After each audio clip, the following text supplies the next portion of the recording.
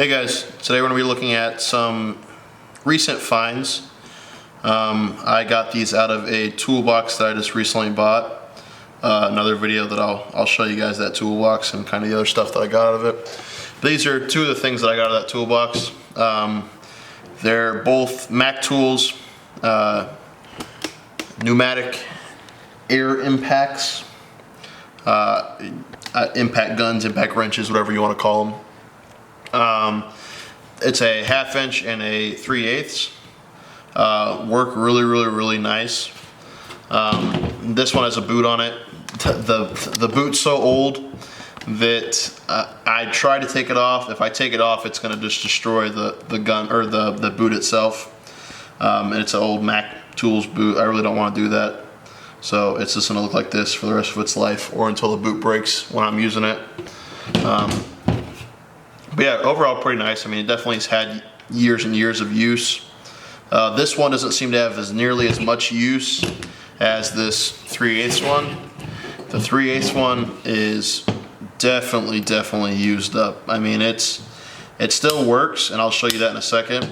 But you know, even the drive end of it, it's seen better days. The hog ring is not too bad, but the overall, just the drive is kind of wobbly with the socket on there.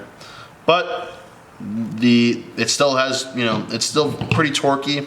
Not as torquey as your new guns, of course. If you buy, I have a pretty brand new Craftsman Professional one, made in Taiwan.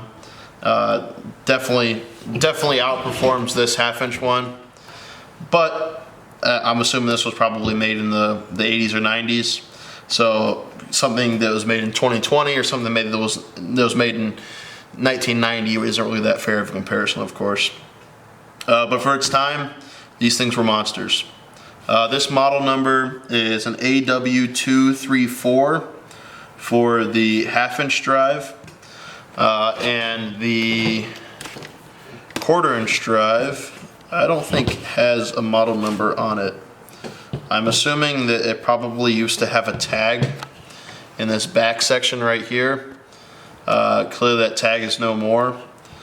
I don't know why the hell they thought that a tag would be a good idea for this, but I honestly am shocked. I really never noticed that before, considering the Mac tools, you know, Mac quality tools is engraved in the sides of all these old Macs, but the tag's gone. I don't understand why they would do that. If you could tell me the model number, that'd be cool. But I'm assuming it's probably around that same time frame, probably the 80s or 90s. I'm gonna plug these into air. We'll see what they look like with air plugged into them, what they sound like. We'll do this 3/8 drive first. As you can tell, now this one gets stuck a lot. So this one, the trigger is a little finicky. So I have my air compressor, the regulator, pumped at 100. So it's probably about 90 at the gun, which is what it should be. If it's lower than that, this trigger will get stuck. But when it's not, when it's at that 90 PSI, it definitely works really well, like it should. So I mean, overall, it's a nice quality gun. It clearly works both ways. You're definitely not getting dampered like you are in these new guns of, man, oh yeah, man, it's really quiet. No, these are still loud, and there's not really anything to stop them from being loud. This one definitely has a little bit more power to it. But this one, out of all of them, now I don't have a 3/8 impact already, so this will be nice to have this. I mean, I'll definitely use this one. The unfortunate part with this is I already have 1/2 inch drive impacts. I already have 1/2 inch drive impacts that are better than this in terms of the overall performance. This thing is really cool in terms of its historic significance. I mean, I'm all for the history of stuff. And I like the old school, you know, American look to it. But it'll probably sit in my drawer until I die, and you know, my family takes over or sells it or whatever. But yeah, I figured I'd show it to you. again, the stuff from the rest of the stuff from that toolbox will be coming in later videos. I just kind of wanted to give you a sneak peek of kind of the bigger things that were in there, things that I thought were interesting, and you'll like the toolbox. The toolbox really cool, and I got a smoking deal on it, so I'll tell you guys about that when we get there.